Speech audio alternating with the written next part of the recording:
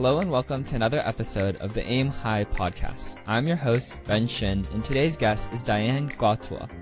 Ms. Gotua is a global strategy and growth executive with nearly 20 years of experience across entertainment, sport, and finance.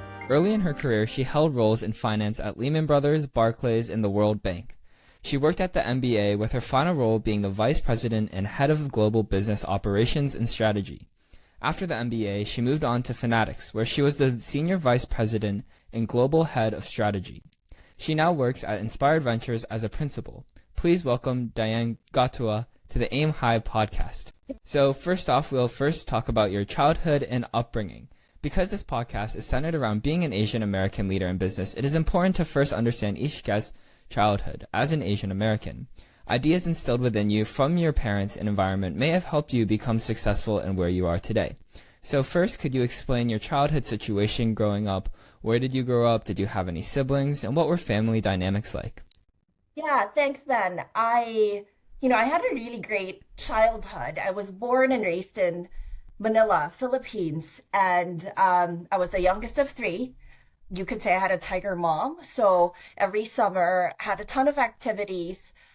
Was a nerd and I guess a proud nerd, but then I also knew how to have fun.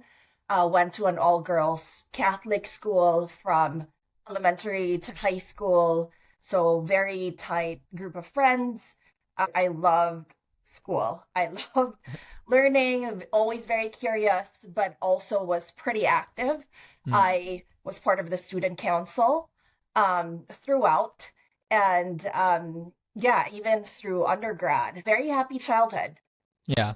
And how did your parents' experiences influence your perspective on work and especially success? My dad was actually an executive for a big corporation in the Philippines. It was called San Miguel. He was fairly senior, so very busy all the time. My mom was an entrepreneur. Actually, she quit corporate so that she could devote time raising me.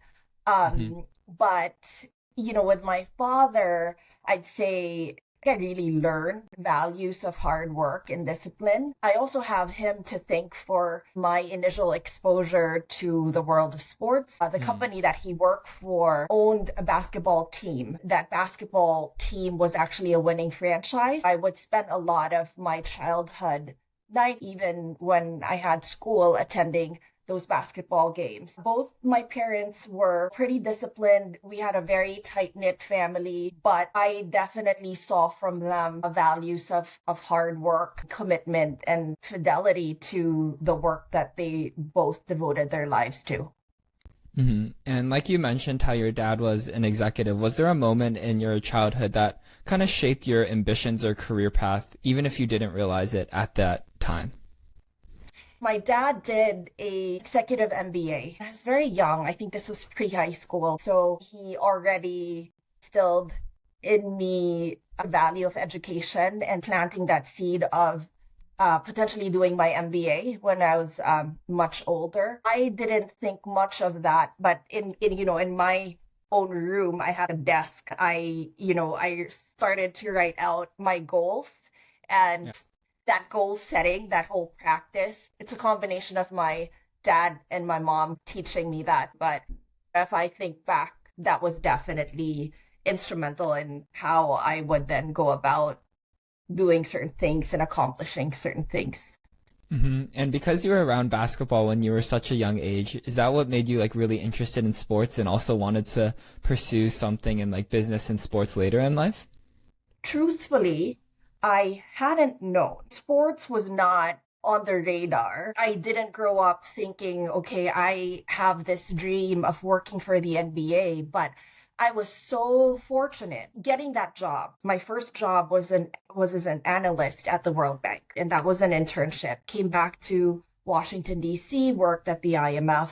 It was a recruiter at the NBA that found me on LinkedIn, and so I took the call and started a 4-month interview process. I was very fortunate, and I'm so thankful. Otherwise, I wouldn't have had the experiences that I had at the NBA and Fanatics. So what was your college experience like, and did you know what you wanted to pursue as a career?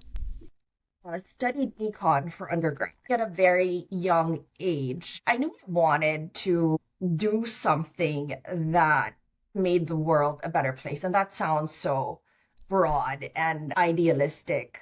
But Hmm. actually, if you look back at my career, that common theme of working on international and global and just bridging communities through the power of sports and now in technology has been very consistent. Econ was a very safe major. I thought about one of the factors that also influenced me choosing that major was my grandfather was a lawyer. And so I thought econ would be a good pre-law major. Obviously, I didn't end up going to law school. But the short answer is I didn't know. I had no idea. I've just been fortunate in that how my career unfolded.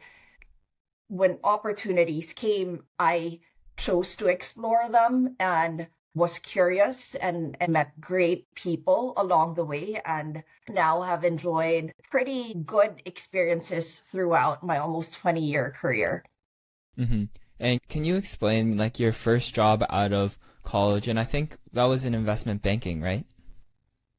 I went to Lehman Brothers between my first year and my second year of my MBA at NYU. My first Mm-hmm. job was as an analyst at the World Bank, where I worked in the South Asia Health, Nutrition, and Population Department, and going through research, mapping out the health system across the different states in India. So that was very interesting work, but then that taught me the importance of data and being detail oriented and gaining insights from deep content. But no, Lehman Brothers was during my MBA at Stern. And what did your role consist of at Lehman Brothers during that time period? Well, I was a summer associate. It's a 10-week internship. During those 10 weeks, had the opportunity to work on a sell side deal, which didn't close in that time that I was there. At the end of that summer, Lehman filed for bankruptcy. A lot of it was being a sponge and Mm. learning from other associates and other analysts, VPs, and managing directors that I had the fortune of being staffed with. It's breaking down businesses. It could be as mundane as drafting company profiles or doing comps or thinking about potential M&A targets for a particular company that we covered. I was in CMG, Communications Media Group, and so covered very interesting companies. Yeah, and what did the transition look like from that job into being the like assistant vice president at Barclays? I'd say not much of a transition, but a lengthier training program. I joined the industrials group when I came back full time at Barclays.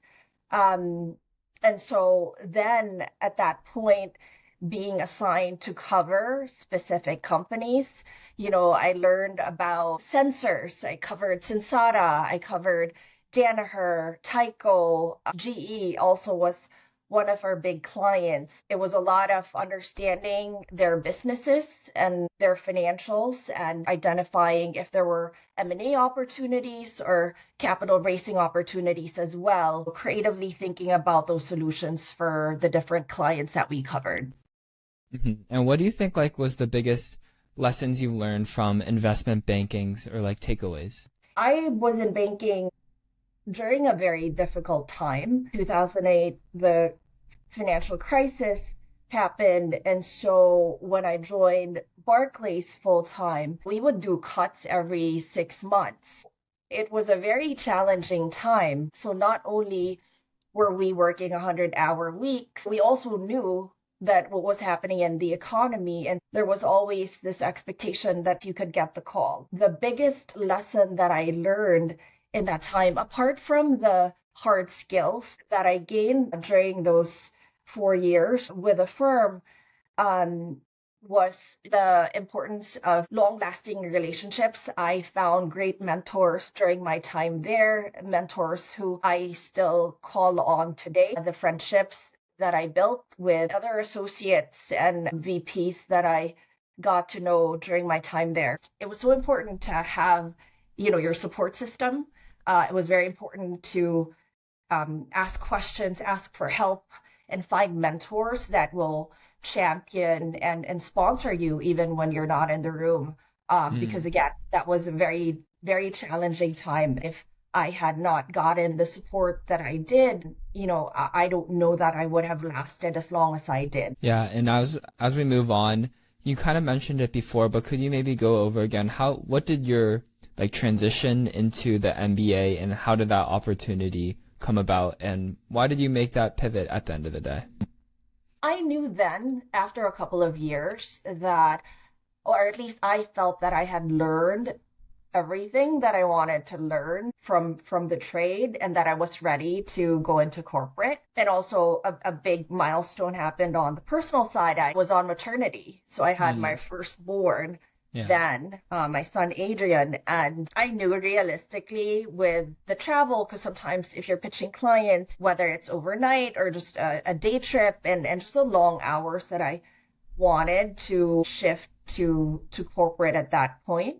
And so when I got the call from the NBA, I was very excited about it and actually shared it with my friends as well. I met really great people during that process. And of course, I was very nervous because what did I know about the sports business? I studied, I interviewed people, I really did a ton of research before my interviews, and the skills that I also built in banking were applicable to the work that I was going to do at the league, because I was being hired as a director of strategy, and the hiring manager was a former banker. He wanted a certain set of skills and then trusted that I would learn the business of sports once I came in. Yeah, and you've held several roles at the NBA. Can you maybe walk us through your career progression there and what those transitions look like? Yeah, I spent my first 3 years within the strategy group. A lot of the work that I did my first few years at the league were focused on international growth, and really thinking about ways that we can engage with NBA fans around the world. There was a reorg, and the international business fell under Mark Tatum, who was deputy commissioner and also COO, because of the projects and the initiatives that I worked on my first 3 years as part of the strategy group. When that group was formed under Mark, it made a lot of sense for me to move over. Mark continues to be a strong supporter and mentor of mine, and I love the opportunity to partner with him growing the international business. So I shifted over. It was AVP of Global Business Operations and Strategy then. But under Mark, had other opportunities to manage USA Basketball and be responsible for that P&L, and also move over to India for 9 months as the interim managing director leading up to NBA India games that we staged in 2019. And then after India, coming back, my final 2 years at the league, working on NBA Africa and Basketball Africa League. Even that Africa project, I started working on that in 2016.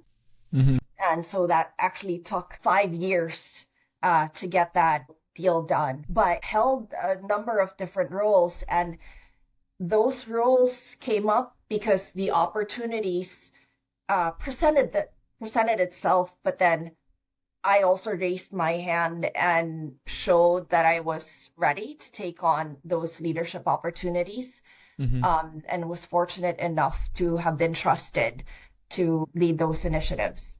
Yeah, and what were you drawn to by global strategy, and what were you really interested and passionate about, and why did you choose that section of your work?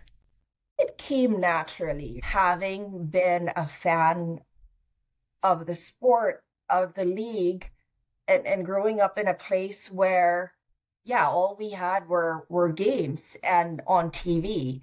And having that perspective and thinking about, okay, what are the different ways that we can continue to monetize and grow avidity in other ways, right? So I think that, and what I loved as well was traveling to all these different places and meeting with our partners and thinking about creative ways that we can work with our partners to really bring the NBA to all these different markets around the world, whether that's through activations, and if a particular market met specific criteria, planning for and thinking about global games where we would take these global games. And we didn't have many, right? Like usually we would have then, I think we didn't have the only regular season game that we staged was in London, and even then that was already very taxing for our team. So a lot of our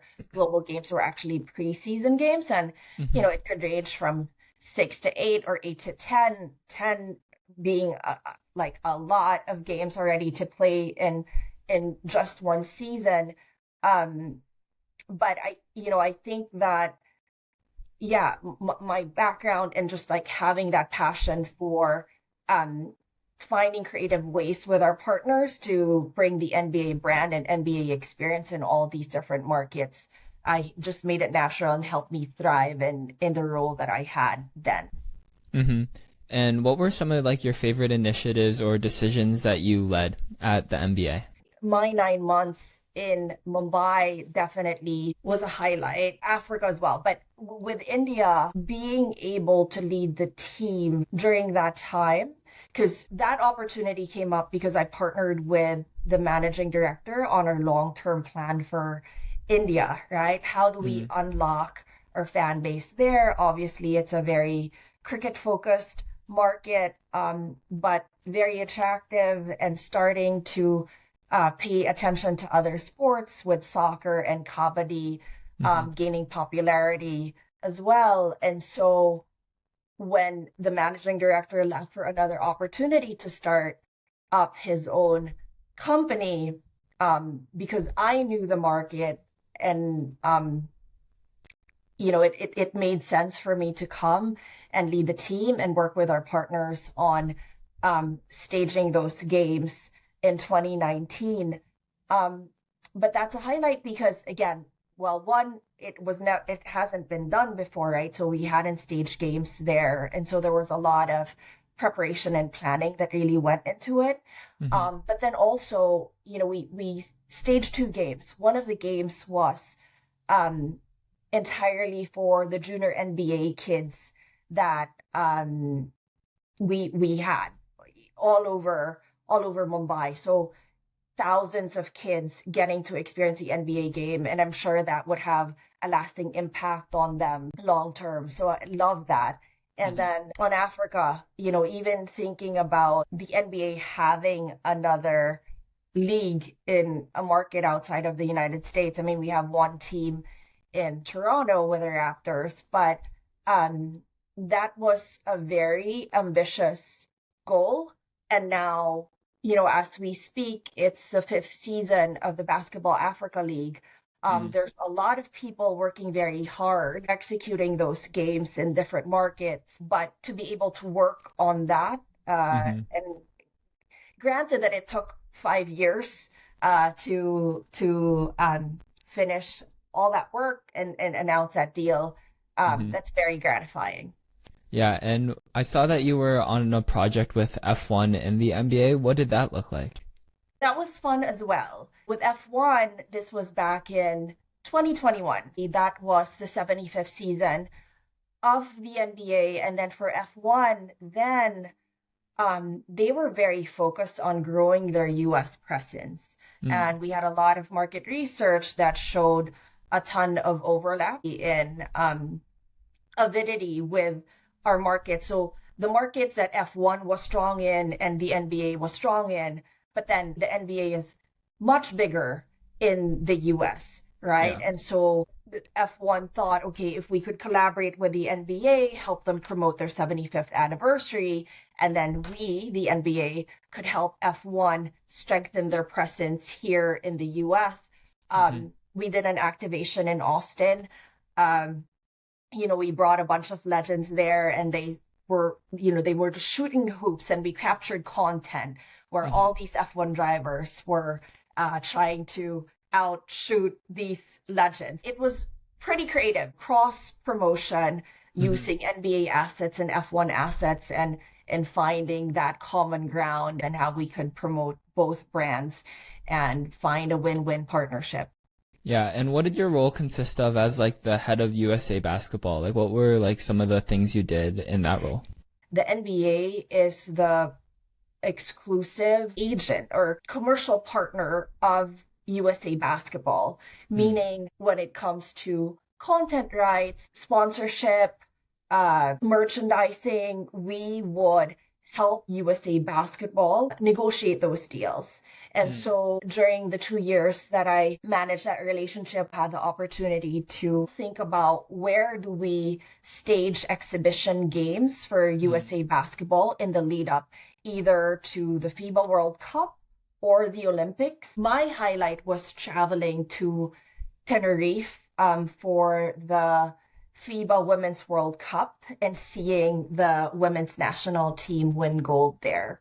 But then also went to camp in Vegas and saw like all the best players in the world on the court practicing. So, just priceless experiences. Yeah, and where do you think you made the biggest impact in the NBA during your time there? Love the question.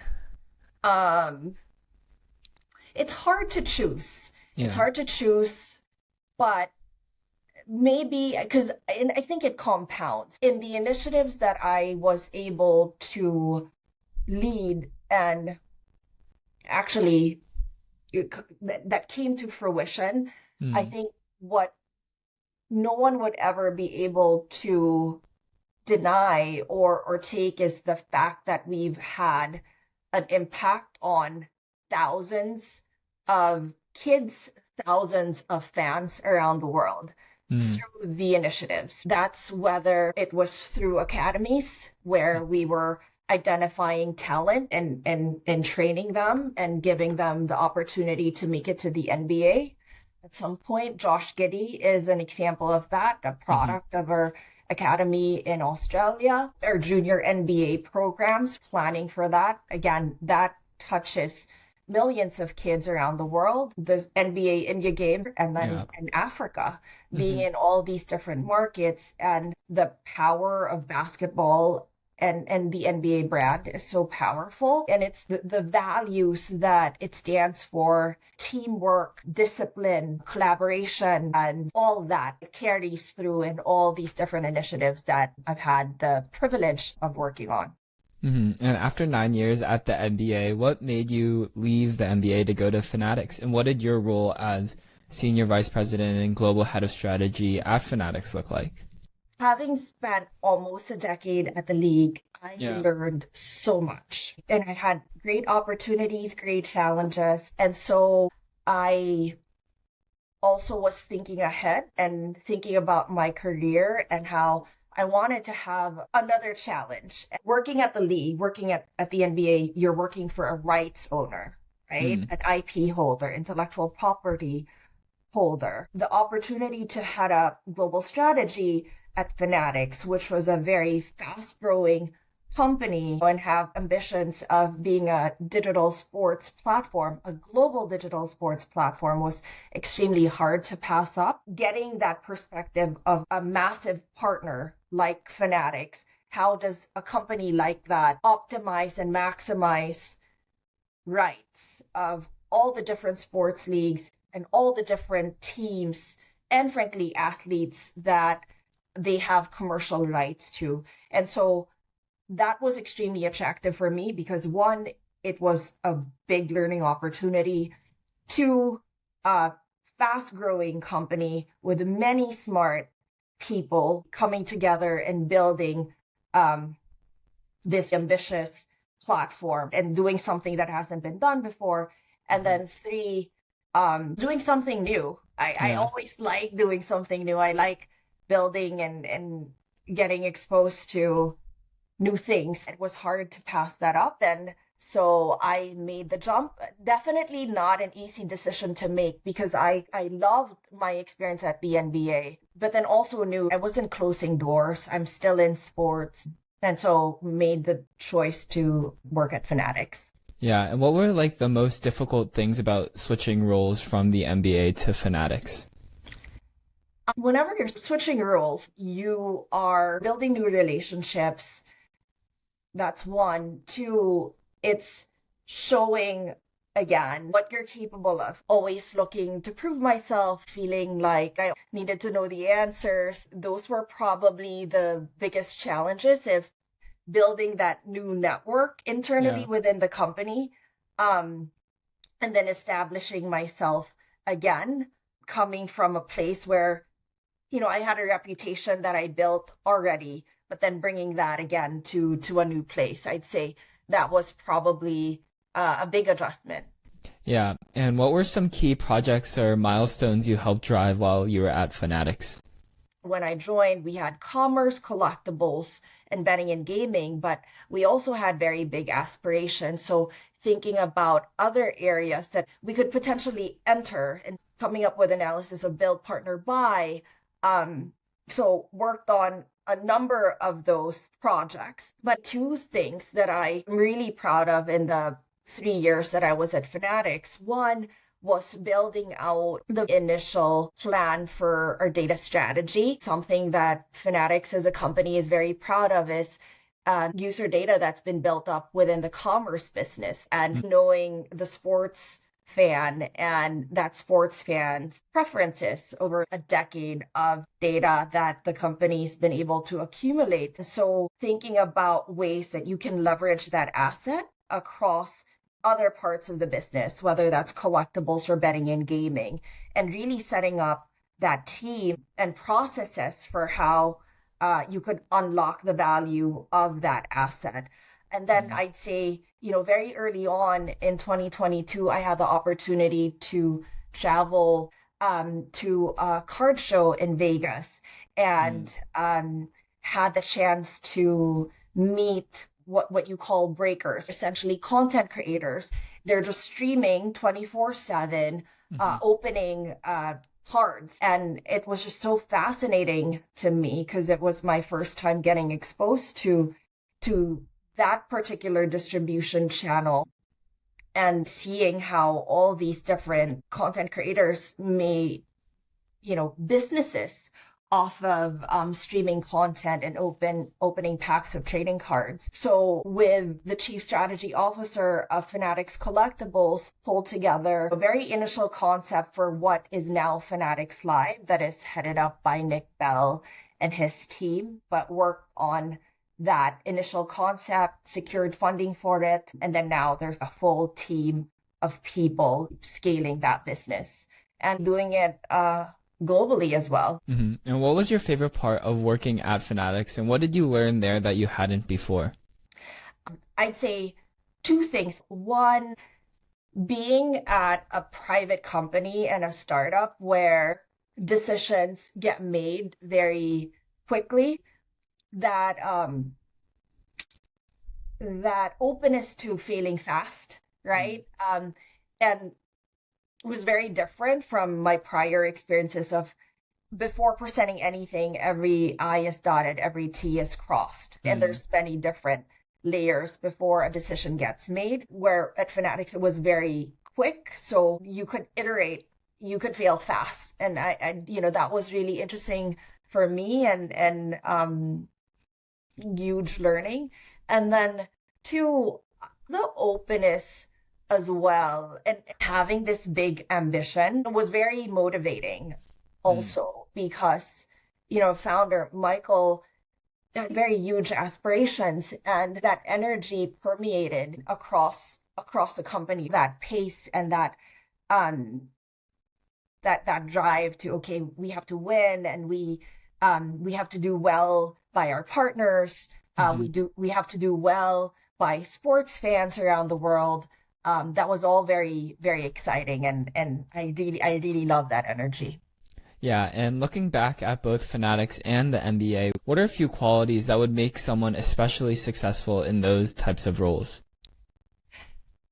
I would say three qualities. One, you have to embrace hard work and being challenged. There aren't any shortcuts. I think if you're going to looking back, even shifting from banking to the NBA, and then from NBA to Fanatics, it's really putting in the hours to learn and to know the business deeply, because you will get questioned, and you have to know your stuff cold, right? So I think putting in the hours, putting in the time to really know your stuff, one, is extremely important. Two, curiosity, being able to ask the right questions and not stopping if something isn't working, having that ability to question and not assuming or taking everything as fact, I think is important as well. You have to know how to question,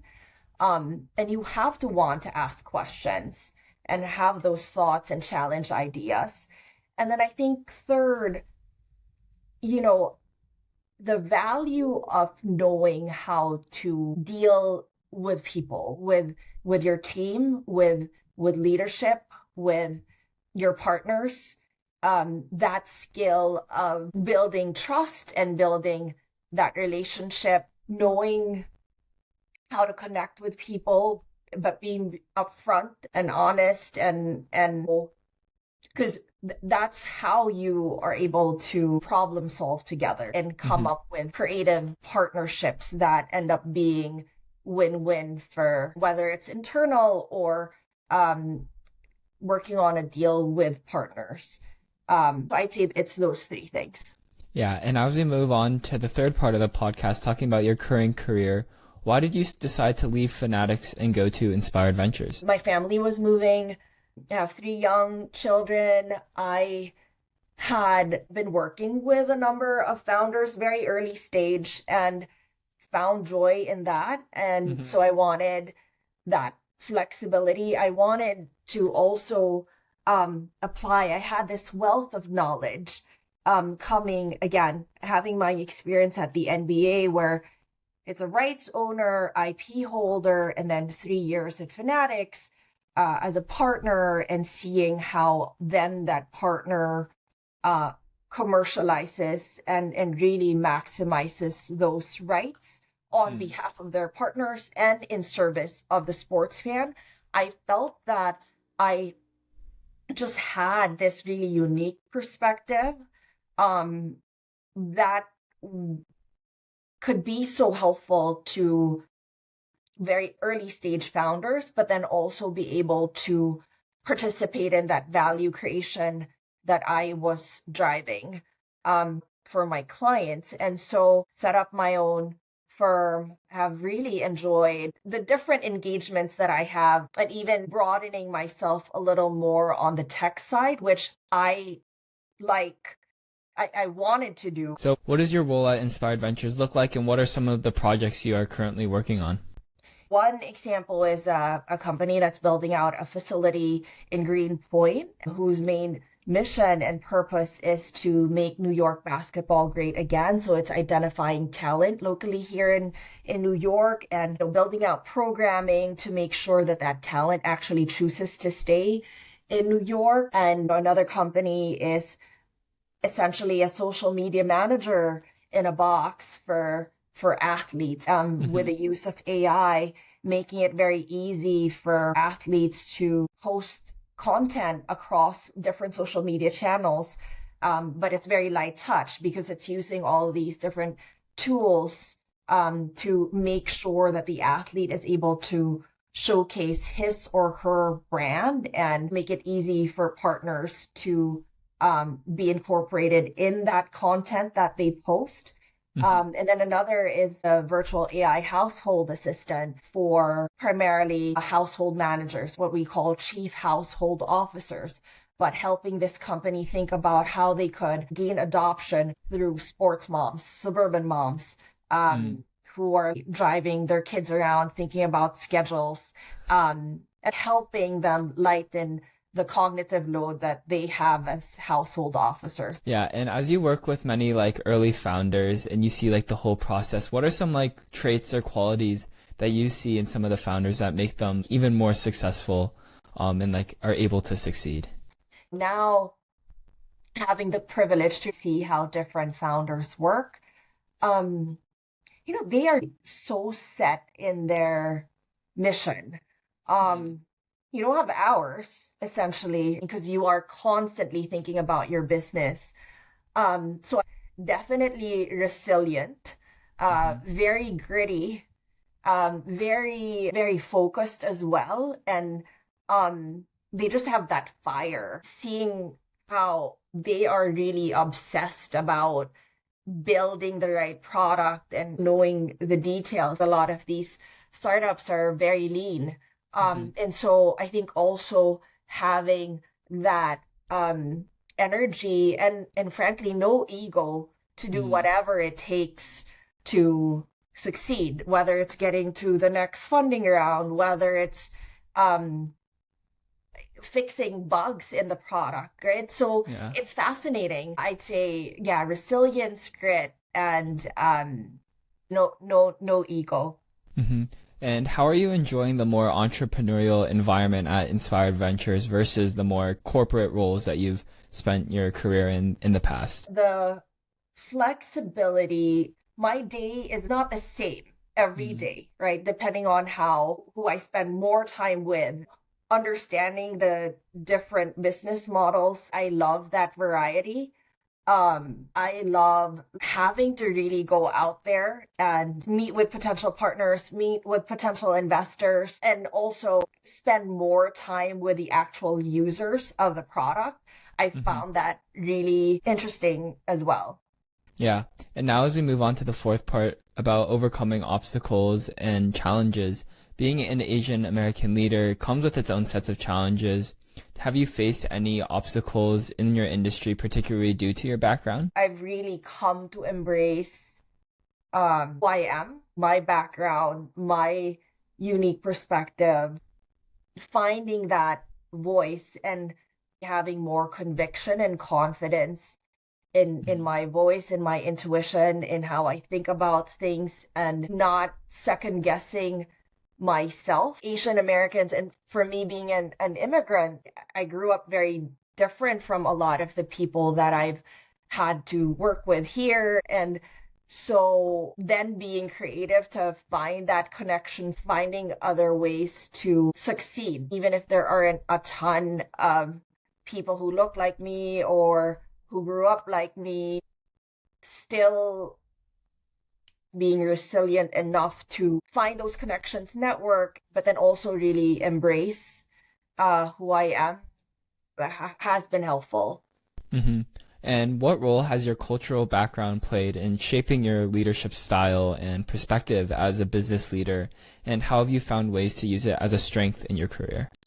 I said connection several times throughout our conversation, but being a good listener and understanding where other people are coming from, that's one of my superpowers. The ability to be open to different perspectives, that importance of community and how it takes a village to accomplish anything. I take that with me. Anything complex, anything that is meaningful requires a leader with vision, but then you're going to need people, the power of working with and through others. And that's something that I've brought to all the leadership roles that I've held thus far. And finally, we'll move on to the last part of the podcast, talking about advice and inspiration. So what's the best piece of business advice you've ever received? Luck is when preparation meets opportunity. In any situation, you look at the different journeys of people. What I've found, a big lesson that I've found, is there are no shortcuts. Great opportunities come up, but you're only able to take advantage of those opportunities if you're ready and that you step up to the plate and own it. And you can only own it if you know it, if you know your stuff. Part of that too is not shying away from the hard work and from the challenges early on, because the more difficult things you take on, it proves to yourself, and then you have that discipline and you have that conviction that you can do the difficult things because you've already done it before. And so I think embracing that challenge so that when a great opportunity comes, you are prepared and because you've put in the work and then you're able to embrace it and just really make the most out of it. Mm-hmm. And you've mentioned mentorship in our conversation and how it can play a role in one's success. Who were some of your mentors and what was some advice or what did they tell you that really helped you? Yeah, I've been very fortunate to have had a number of mentors throughout my career, at the IMF, Anne Van Willik, Frank Harnisch-Figger, who I'm still in touch with today at Barclays, Stephen Birkenfeld, Santino Basile were managing directors during my time there. And then at the NBA, gosh, many people admire and have been fortunate enough to be mentored by Mark Tatum, definitely Kathy Behrens as well. From each of them have learned different things, but then also the value of leadership and mentorship and paying it forward for the next generation. They're all successful, but then somehow they manage to also share their knowledge with others. I've been a beneficiary of that. Then hopefully I myself am able to give back and mentor the next generation of leaders so that they themselves can also make an impact in this world. Yeah. And how do you define success now, and how has that definition changed since the beginning of your career?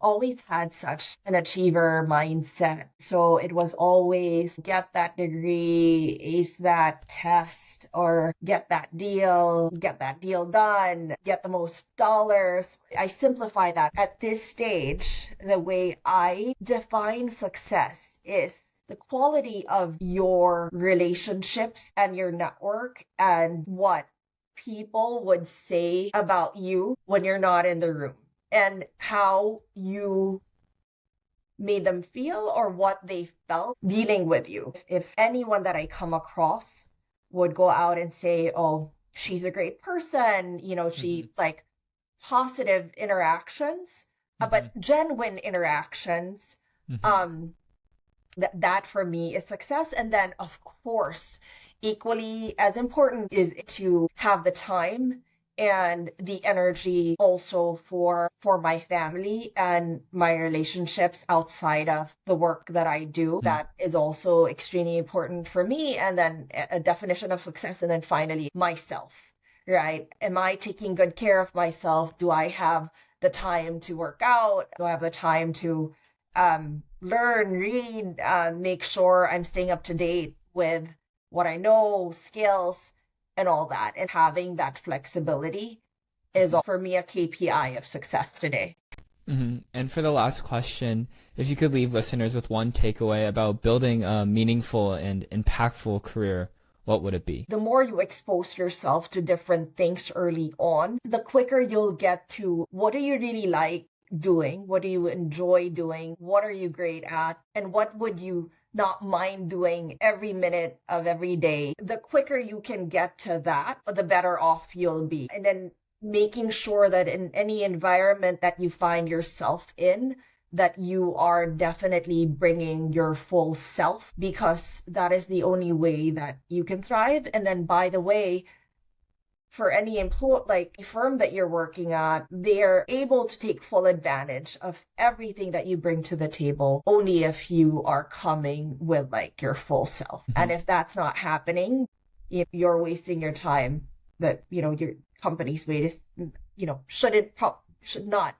invest as much in you. So that goes both ways. So mm-hmm. I think the quicker you can get to that, self-awareness and knowing what it is you like, what you're good at, and what you find energy in, I think that should guide you and help you have a long, successful career. All right. Well, thank you so much for your time today. I love talking to you about your journey and all the wonderful pieces of advice. So thank you so much. Awesome. Thanks, Ben. I really enjoyed our conversation too.